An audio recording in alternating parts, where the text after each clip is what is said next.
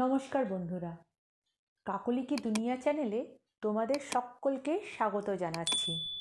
আশা করছি তোমরা সকলেই ভালো আছো, আমিও ভালো আছি। আজকে তোমাদেরকে যে গল্পটি পড়ে শোনাবো সেই গল্পের নাম তিনবার।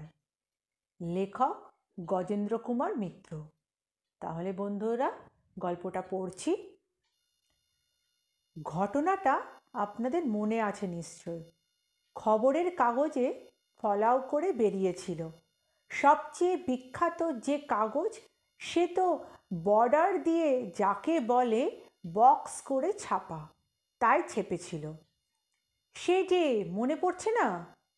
চিতপুরে রাস্তা দিয়ে একটা ট্যাক্সি যাচ্ছিল বেলা 3টে, 3:30 তখন।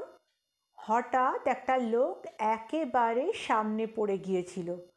তাকে বাঁচাতে গিয়ে ট্যাক্সিটা ফুটপাতে উঠে পড়ে। সেখানে ছিল এক মুটে, তার ঝাঁকার উপর বসে। সে বেচারা তৎক্ষণাৎ মারা যায়। এরপর নিজের জানের কথা ভেবে দিশাহারা হয়ে যাবে ড্রাইভার, সেটা স্বাভাবিক। কোনো মতে ছুটে পালাতে গিয়ে প্রথম একটা রিকশাওয়ালার ঘাড়ে পড়ল। রিকশা চালক এবং তার দুজন আরোহী, একটি তরুণ ছেলে এবং অপরজন হলো প্রৌঢ়া মা, চাপা পড়লেন। একজন সেখানে, বাকি দুজন হাসপাতালে মারা গেলেন। তারপর স্বভাবতই হিসেব জ্ঞান দৃষ্টি সব গোলমাল হয়ে গেল ড্রাইভারের। জানে যে জনতার হাতে পড়লে লিঞ্চ করা যাকে বলে তাই করবে, জ্যান্ত পুড়িয়ে মারবে। সে কোন দিকে পালাচ্ছে তা জানে না। তখন উল্টো দিক থেকে কাটাতে গিয়ে এক বিপরীতমুখী বাসের সঙ্গে ধাক্কা লাগালো। গাড়ি তো গেল, ড্রাইভারও নিজেই খুন হলো। দুটি লোক বাসের সামনের দরজায় ঝুলে আসছিল, তারাও গেল। মনে পড়ছে এবার? মোট 7টি লোকের মৃত্যুর কথা।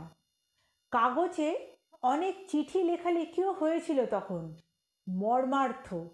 আজকাল কাউকে চাপা দিলে কি অ্যাক্সিডেন্ট ঘটালে এই যে ড্রাইভারদের ওপর নির্যাতন করার রেওয়াজ হয়েছে, এতেই আরও বেশি এই ধরনের ঘটনা ঘটছে।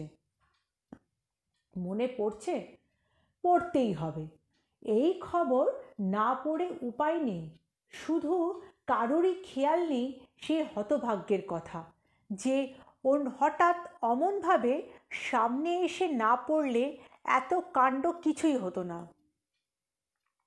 খেয়াল নেই মানে তার কথা কেউ জানেই না।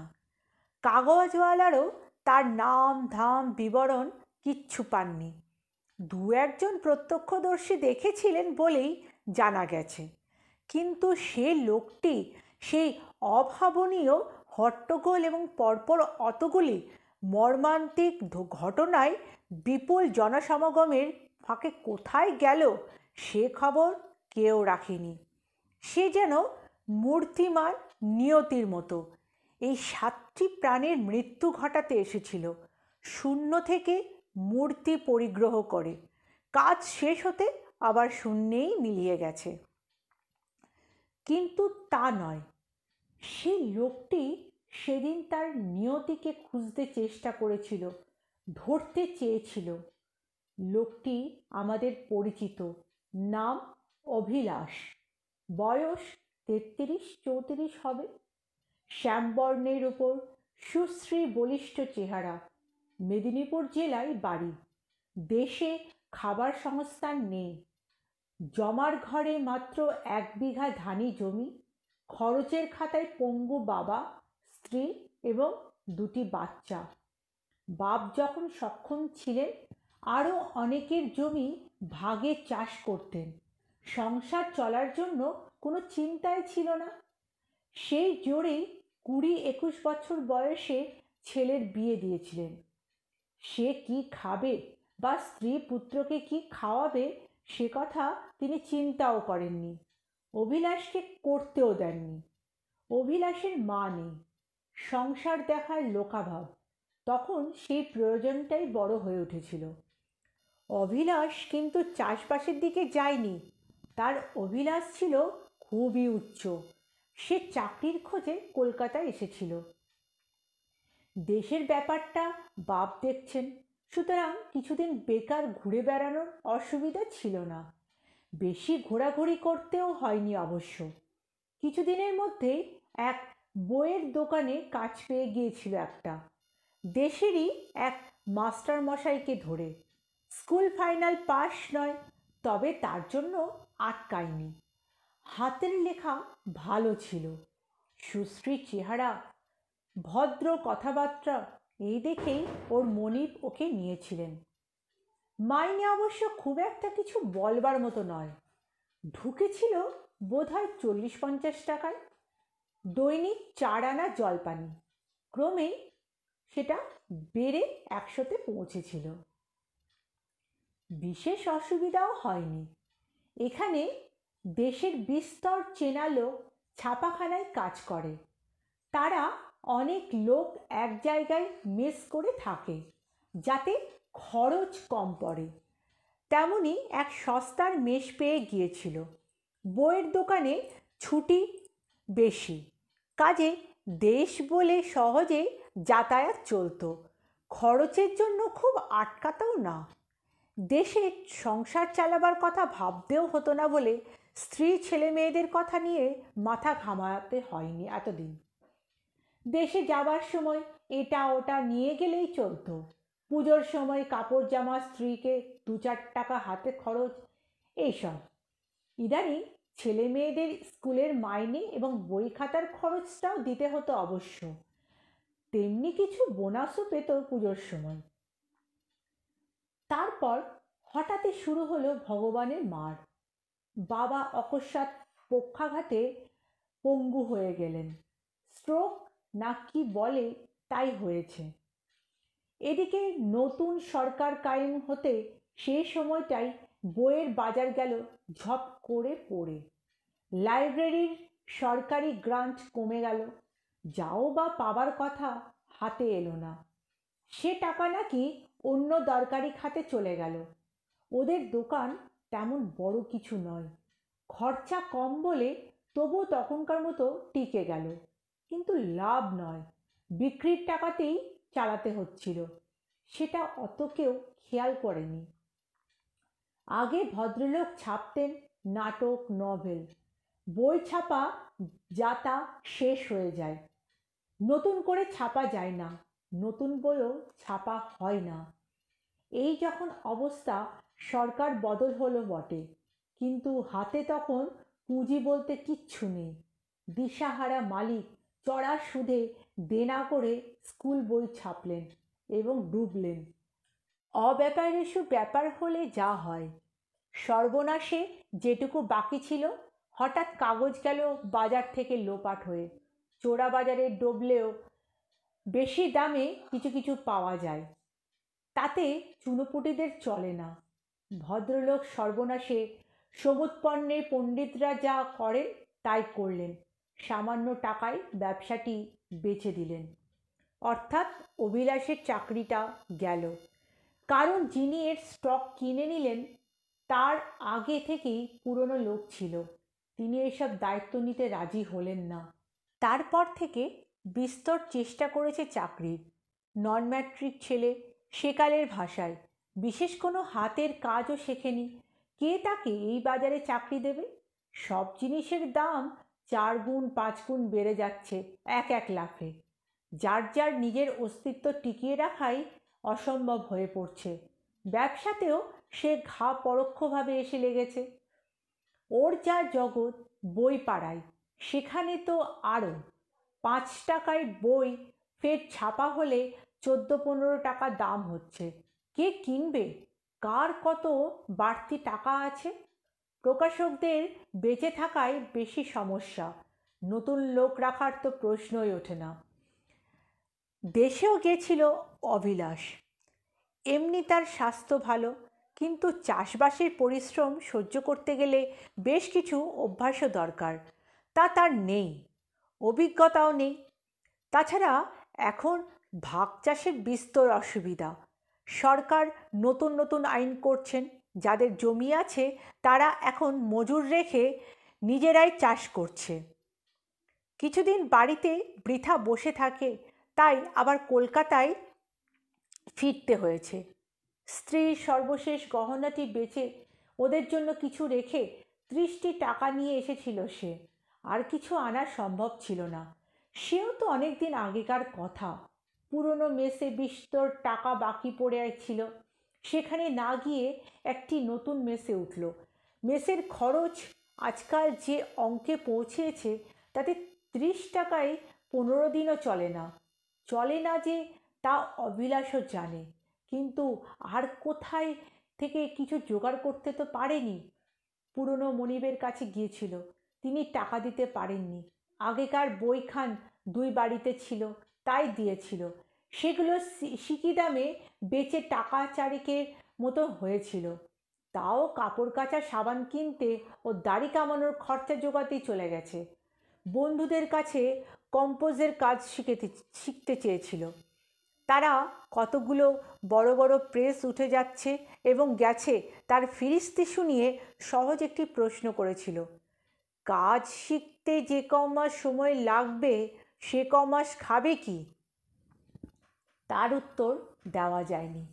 তারই ফলে যখন অনিচ্ছা সত্ত্বেও বন্ধুরা মিল বন্ধ করতে বাধ্য হয়েছে, শুধু থাকার জায়গাটা এখনও দিয়েছে একজন, নিজের বিছানার ভাগ দিয়ে, তাই তখন এই চরম সংকল্প নিতে বাধ্য হয়েছে সে। আত্মহত্যাই করবে সে। স্ত্রী, পুত্র, অক্ষম বাপ, সে ঈশ্বর দেখবেন। এখনই বা কি হচ্ছে তাদের কে জানে। বেঁচে থেকেই বা কি করতে পারছে সে, কি করতে পারবেই বা। পুরো 2 দিন অনাহারে থাকার পর সেদিন সে তাই মরিয়া হয়ে চলতি ট্যাক্সির সামনে এসে পড়েছিল। অপেক্ষাকৃত জনবিরল পথে পুরো স্পিডে গাড়ি আসছে, অব্যর্থ মৃত্যু। বুদ্ধ লোকটা যে অমন পাগলের মতো ওকে বাঁচাতে গিয়ে নিজে প্রাণ দেবে তা কে ভেবেছিল? তখন আত্মরক্ষার সহজ প্রবৃত্তিকেই সটকে পড়েছিল অভিলাষ। কে জানে এই নিয়ে কি হাঙ্গামা থানা পুলিশ হয়। তারপর অবশ্য অনুতাপ হয়েছিল খুব। পুলিশ ধরলে তবুও খেতে দিত, হাজতে একটু শোবার জায়গাও তো মিলত নিশ্চয়। দিন 2 সে চেষ্টাও করল, বিনা টিকিটে ট্রেনে চেপে প্রকাশ্য রাস্তায় প্রাকৃতিক কাজ সেরে, কিন্তু এমনই অদৃষ্ট, ওকে কেউ ধরল না। ভিক্ষার চেষ্টাও করেছিল বৈকি, অনেকেই মাপ করো বলে বিদায় দিয়েছে। ওর সত্য ভাষণকে নাটক বলে, নতুন শিক্ষিত জোচ্চুরি বলে বিদ্রূপ করেছে। 2-1 জন কিছু কিছু দিয়েছে অবশ্য, তাতে একখানা ছোট রুটি আর 1 কাপ চা ছাড়া কিছুই হয়নি। শেষে আবারও মরিয়া হয়ে ওই 14 তলায় বাড়িটায় ঢুকে পড়েছিল। সে খবরও আপনারা কাগজে দেখে থাকবেন।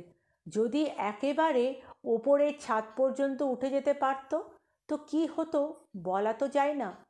কিন্তু উপবাস ক্লিষ্ট দেহে 4 তলার বেশি উঠতে পারেনি। আরও যে ওঠা দরকার তাও ভাবেনি। সামনেই একটা দরজা খোলা পেয়ে গিয়েছিল। সিঁড়ি দিয়ে উঠেই দরজাটা সোজাসুজি ওদিকে বারান্দা পর্যন্ত অবারিত পথ খোলা দেখেছিল। সেটাকেই সে নিয়তির নির্দেশ ভেবে কোন দিকে না তাকিয়ে ছুটে গিয়ে ঝাঁপ দিয়ে পড়েছিল রাস্তায়। কিন্তু আবারও তার ভাগ্য তাকে নিয়ে বড় একটা তামাশা করলেন। ঝাঁপ দিয়ে পড়ার আগে নিচের দিকে তাকায়নি অভিলাষ। তাকাতে সাহস হয়নি, কারণ যার ফ্ল্যাট দিয়ে যাচ্ছে সে যদি চোর ডাকাত বলে চেঁচামেচি করে ধরে ফেলে, যা তো যাবে, পেটও ভরবে না, মরা হবে না, হয়তো গুচ্ছের মার খেতে হবে। একবার নিচের দিকে তাকালে 2-4 সেকেন্ড অপেক্ষা করলে এমন হতো না সম্ভবত। ঠিক সেই সময়ই নিচে দিয়ে যাচ্ছিলেন এক খ্রিশ্চান পাদ্রী। অভিলাষ গিয়ে পড়ল তার ওপরে। তিনি নিচে পড়ে গেলেন, ও তার উপরে। অভিলাষ কিছু চোট পেল, কিন্তু তিনি কানেকশন অব দ্য ব্রেনে 48 ঘন্টা পরে মারা গেলেন। দিন কয়েক পরে অভিলাষকে হাসপাতাল থেকে ছেড়ে দেবার সময় সহৃদয় ছোকরা সার্জেন্টটি বলে দিল, পা পিছলে পড়ে গেছিলেন বলে রিপোর্ট লিখিয়েছি পুলিশে, তাই রেহাই পেয়ে গেলেন। বুঝতেই তো পারছি সুইসাইড করতে গিয়েছিলেন। সে থানা পুলিশ অনেক হাঙ্গামা, হয়তো জেলও খাটতে হতো। যান, এমন চেষ্টা আর করবেন না। আপনার যে ভাগ্য অমন মিরাকুলাসলি বাঁচিয়ে দিল, তাকে বেশি ঘাটাবেন না আর। বাঁচিয়ে তো দিলেন ভদ্রলোক পুলিশের হাত থেকে, কিন্তু সে এখন যায় কোথায়? থানা পুলিশ তো ভালো, জেল হলেও বলার কিছু নেই। চুরি ডাকাতি দুর্নামে জেল খাটাই তার আপত্তি, নইলে জেল তো ভালো, নিরাপদ আশ্রয় ও নিশ্চিত আহার। তবুও কদিন হাসপাতালে দুবেলা খেয়ে একটু যেন যোঝার শক্তি পেয়েছে আবার। আশা হচ্ছে সত্যি হয়তো তার ভাগ্য তাকে মরতে দেবে না। সেই জোরেই আবারও 2-3 দিন পথে পথে ঘুরল, পরিচিত মহলেগুলোতে আর একবার বাজিয়ে দেখল কোথাও একটা 30 টাকার চাকরিও জোটে কিনা। 2-1 জায়গায় বাড়ির কাজ চেয়েও দেখল, অবশ্যই চেনা জায়গায়। অচেনা জায়গায় চেনা লোক, নিজের দেশের লোক কাউকে কিছু বলতে পারবে না। সে চাকরের কাজ করে দাও, বাসন মাজার চাকর। কিন্তু সেদিকের কোনো সুবিধা হলো না। অপরিচিত লোককে কেউ আজকাল সহজে বাড়ি ঢোকাতে চায় না। কেউ কেউ সেটা পরিষ্কারই বলেই দিলেন, কেউ বা শুধু লোক দরকার নেই বলে সহজে সারলেন। এক জায়গায় তো অন্তঃপুরের কণ্ঠস্বর বাইরে এসে পৌঁছালো। যা খাটা গুমসো চেহারা, দেখলেই তো মনে হচ্ছে গুন্ডা খুনে। ওই লোককে বাড়ি ঢোকানো, বাবা, তার চেয়ে নিমতলায় গিয়ে বসে থাকলেই হয়। তার জবাবে কে একজন বললেন, আরে না না, ভিক্ষে করারই রকম ফেরি একটা। ভিক্ষে চাইলে বলবে খেটে খাও, সে পথটা মেরে দিলে, বুঝলে না? অর্থাৎ অন্ধকার আগেও যেমন ছিল, পরেও তাই রইল। এমনি আরও কদিন উপবাস কাটার পর আবারও সংকল্প স্থির করে ফেলল অভিলাষ। রবার্ট ব্রুসের গল্পের পড়েছিল ছেলেবেলায়, পাঠশালায় পড়া পদ্য মনে পড়ল। যে মাটিতে পড়ে লোক ওঠে তাই ধরে, বারেক নিরাশ হলে কে কোথায় ছাড়ে। 2বার ব্যর্থ হয়েছে বলে তৃতীয়বার হবে তার মানে তো নেই। তাছাড়া এমনিই তো পথে পথে মরতে হবে না খেয়ে, তার চেয়ে ভালোভাবে ভালো জায়গায় মরাই ভালো। সে অনেক ভেবে হাঁটতে হাঁটতে চলে গেল দক্ষিণেশ্বরে। সন্ধ্যার মুখ, নিচে থেকেই মা ভবতারিণীকে একটা সেলাম ঠোকার মতো নমস্কার করে নেমে এলো ঘাটে। তারপর গায়ের ময়লা শার্টটা আর গেঞ্জিটা এক কোণে ছেড়ে রেখে আস্তে আস্তে নেমে গেল জলে। কিন্তু একটা রহস্য তার জানা ছিল না। ডুববো বললেই তো আর ডোবা যায় না। যে সাঁতার জানে তার পক্ষে ডোবা কঠিন। গ্রামের মেয়েরা এসব জানে। যারা ডুবে মরতে চায় তারা নিজেদের আঁচল দিয়ে আগে পা দুটো বাঁধে, তারপর কলসি জলে ভরে তার সঙ্গে হাত বা গলা বেঁধে ডুব দেয়, যাতে ইচ্ছে করলেও আর ভেসে উঠতে যেন না পারে। এসব অভিলাষ শোনেনি কখনো। সে যতই ডোবার চেষ্টা করছে, আত্মরক্ষা সহজে নিয়মে ভেসে ওঠে আবার। এমনি করতে করতে দৃশ্যটা চোখে পড়ল তার। তার থেকে অল্প দূরে আরেকটি লোক, সম্ভবত একটি কিশোর ছেলে, তার মতোই ডুবছে উঠছে। একটু তফাৎ, যে ডুবতে চাইছে এর উঠবার চেষ্টা। প্রথমটা ভাবলো ইচ্ছে করেই করছে, এমন মজা করার জন্য, খেলা। কারণ মনে হচ্ছে ওরই সঙ্গী কটি ছেলে পায়ে দাঁড়িয়ে হাসাহাসি চেঁচামেচি করছে। কিন্তু তারপরই বুঝলো খেলাতেই শুরু হয়েছিল হয়তো, এখন মর্মান্তিক পরিণতিতে শেষ হতে চলেছে। ছেলেটা সত্যিই ডুবছে। শেষে যখন আর আর মাথাটা উঠল না, শুধু হাতের মুঠোটা যেন শূন্যে কি একটা অবলম্বন খোঁজার চেষ্টা করছে, তখন সে তড়িৎ গতিতে গিয়ে যথেষ্ট তলিয়ে বা ভেসে চলে যাওয়ার আগেই ছেলেটাকে ধরে ফেলল। তখন ভাটার শুরু, জলে প্রবল টান। কিন্তু অভিলাষ যতই দুর্বল হোক পড়ুক, সবল স্বাস্থ্যের লোক, জলে নেমে একটু সুস্থও হয়েছে। সে ছেলেটাকে টেনে নিয়ে একসময় ঘাটে পৌঁছলো। ছেলেটাও জল খেয়ে অজ্ঞান হয়ে গিয়ে ছিল তাই, নইলে হাঁচড় পাঁচড় করত। হয়তো ওর গলা জড়িয়ে ধরতে যেত, তাহলে দুজনকেই ডুবতে হতো। ততক্ষণে ঘাটে লোক জড়ো হয়েছে, হইচই উত্তেজনা। ধনীর ছেলে, বাপ পুলিশের বড় কর্তাদের একজন। ছেলেটার নাম শেখর। বন্ধুদের সঙ্গে বেড়াতে যাচ্ছি বলে বেরিয়েছে গাড়ি নিয়ে।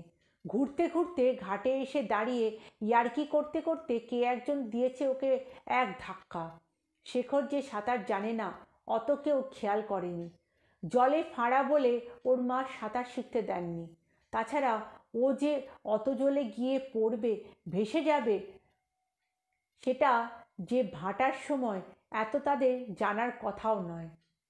যখন বুঝল সত্যি ডুবছে, ডুবেই গেছে, তখন নিদারুণ ভয় পেয়ে তারা পালিয়ে গেল, যে যেদিকে পারল। চেঁচামেচি করেছিলেন অন্য লোক। তাদেরই মধ্যে কে গিয়ে বাইরের স্ট্যান্ডে গাড়িতে গাড়িতে জিজ্ঞাসা করেছেন। এদের ড্রাইভার বিবরণ শুনে ছুটে এসেছে। তাছাড়াও দু একজন চেনা লোকও বেরিয়েছে। এদিকে কেউ কেউ ফার্স্ট এড দিতে শুরু করেছেন। জলও বেরিয়ে গেছে খানিকটা। টেলিফোন পেয়ে বাবা মা আসতে আসতে ছেলেটার জ্ঞান এসে গেছে। পিছু হটে আস্তে আস্তে সরে পড়লেই হতো, কিন্তু জলে ডোবার পর মানুষটাকে ধরে ঘুরিয়ে জল বার করতে হয় তা অবিলাস জানত। অত বড় 15-16 বছরের ছেলেকে তুলে ঘোরানো অত সহজ নয়। সকলেই উপদেশ দিচ্ছে, করছে না কেউই। অবিলাস ওকে সেই অনিশ্চিত অবস্থায় ফেলে চলে যেতে পারেনি। ফুটফুটে ভালো ঘরের ছেলে, আদরের ছেলে, দেখলেই বোঝা যায়। না জানি তার বাবা মার কী অবস্থা, মনের অবস্থা হবে এ খবর পেলে। এইটুকুর মধ্যেই ওর মায়া পড়েছে এক অদ্ভুত। সেও প্রাথমিক শুশ্রূষার কাজে লাগিয়ে গেছিল। যখন সরে পড়বার কথা মনে হলো, তখন শেখরের বাবা শরৎবাবু এসে গেছেন। তিনি অমনি অমনি পুলিশের চাকরিতে এত উন্নতি করেননি। তিনি তার তীক্ষ্ণ দৃষ্টিতে একবার ওর কাপড়ের অবস্থা, এক মুখ, খোঁচা খোঁচা দাড়ি এবং ক্লান্ত চোখের দিকে চেয়ে ব্যাপারটা অনুমান করেছেন। তিনি বললেন, উহু উহু, সে হবে না, আমার সঙ্গে বাড়ি যেতেই হবে। অভিলাষ জড়িয়ে জড়িয়ে কি একটা বলতে যাচ্ছিল, প্রচণ্ড এক ধমক দিয়ে উঠলেন। বেশি চালাকি করতে হবে না, তুমি আত্মহত্যা করতে যাচ্ছিলে বুঝে নিয়েছি। এমনি না যাও, অ্যারেস্ট করে নিয়ে যাব। নাও, ভালো চাও তো ভালো ছেলের মতন চলো। জামা কোথায়? শুকনো কাপড় যে আর নেই, বুঝতেই পারছি। চলো চলো। অগত্যা ওদের সঙ্গে চলে যেতে হলো। সেখানে যেতে একটা শুকনো পাজামা দিলেন একজন। চা খাবার এলো, লুচি, ডিম, মিষ্টি। তারপর গিন্নি গলার হার খুলে ওর হাতে দিতে যাচ্ছিলেন। তুমি যা করেছো বাবা, তার তুলনায় এ কিছুই নয় অবশ্যই। ও আমার একমাত্র ছেলে, শিবরাত্রির সলতে। কর্তা তাকে ধমক দিয়ে বললেন, রসো রসো, ব্যাপারটা অত সহজ নয়। কেন এমন জোয়ান ছেলেটা আত্মহত্যা করতে যাচ্ছিল শুনি আগে। বলো তো বাবা, ব্যাপারখানা কি? অবিলাস আর বৃথা মিথ্যা চেষ্টা করেনি, সব কথাই খুলে বলেছে। শরৎবাবু ধৈর্যের সঙ্গে বসে বসে সব শুনেছেন। তিনি মানুষ চেনেন, লোকটা যে সত্য কথা বলছে তা তিনি বুঝেছেন। তবুও ওর দেশের ঠিকানা, প্রাক্তন মনিবের নাম ঠিকানা লিখে নিয়ে বললেন, এতদিন দেশ ছাড়া বলছো, তাদের একটা তো খবরও দাওনি। তারা ভাবছে তো নিশ্চয়ই। তুমি এই 100টি টাকা রাখো, একটা সেট জামা কাপড় কিনে নাও, আর দেশে গিয়েও তাদের হাতে 20-25 টাকা দিয়ে এসো। তুমি বলছো যে কোনো কাজ করতে রাজি আছো, যে কোনো। তা যদি এই সব সত্যি কথা হয়, যা বলছো, একটা কিছু হয়ে যাবে। তোমার ভালো চেহারা, সিপাইয়ের কাজ দেবার চেষ্টা করবে? বয়স একটু বেশি হয়েছে অবশ্য, দেখি কি করতে পারি। নেহাত না হয় মোটর ভেহিকলস ক্লিনার হিসাব করে ঢুকিয়ে দেবো। তারপর গাড়ি চালানো শিখে ড্রাইভার হতে পারলে তো ভালোই হলো। যাই হোক, কাজ করতে তো পারবে। যাও, ঘুরে এসো 2-3 দিন। শেখর অভিলাষকে প্রায় জড়িয়ে ধরে বসেছিল। সে ক্লান্ত সুরে বলল, অভিলাষ দাকে আমাদের বাড়িতে রাখার ব্যবস্থা করে দাও না বাবা, আমি ওকে গাড়ি চালানো শিখিয়ে দেব। সিপাইয়ের থেকে ড্রাইভারের কাজ অনেক ভালো। দেখা গেল গৃহিণীরও ছেলেটিকে বাড়িতে রাখার ইচ্ছা। আচ্ছা আচ্ছা, ঘুরে তো আসুক, তুমি এখানেই এসে ওঠো, অন্য কোনো ব্যবস্থা না হওয়া পর্যন্ত এখানেই থেকো। কিন্তু সিপাহী বা ড্রাইভার কোনো চাকরি আর করা হলো না অভিলাষের। বাড়ি থেকে ফেরবার সময় বোধ করি অতিরিক্ত আগ্রহের জন্যই পাঁশকুড়া স্টেশনে ছেড়ে দেওয়া ট্রেন ধরতে গিয়ে হাত ফসকে নিচে পড়ে গেল। ট্রেন যখন দাঁড়ালো তখন অনেক কষ্টে সে মাংসপিণ্ডটাকে উদ্ধার করা হলো চাকার খাঁজ থেকে। তাকে মানুষ বলে বোঝার উপায় ছিল না। কে মানুষ তাও শনাক্ত করা গেল না। বহুদিন পরে খবর পেয়েছিলেন শরৎবাবু। রেল পুলিশের কাছে খবর নিয়ে জামার বর্ণনা থেকে বুঝেছিলেন।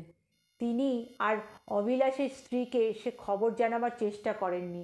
শুধু গৃহিণী যে 3.5 ভরির হারটা ওকে দিতে চেয়েছিলেন তার আনুমানিক মূল্য হিসাবে করে 2000 টাকা পাঠিয়ে দিয়েছিলেন অভিলাষের স্ত্রী পুত্রকে, প্রাক্তন মনিবের নাম করে। বন্ধুরা, কেমন লাগলো আমার এই গল্পটি? যদি ভালো লাগে কমেন্ট করে অবশ্যই জানিয়ে দিও। আর আমার চ্যানেলটিকে লাইক আর সাবস্ক্রাইব করতে ভুলো না যেন, ঠিক আছে? আর পারলে সবার কাছে শেয়ার করে দিও। আজকের মতন বিদায় নিচ্ছি বন্ধুরা।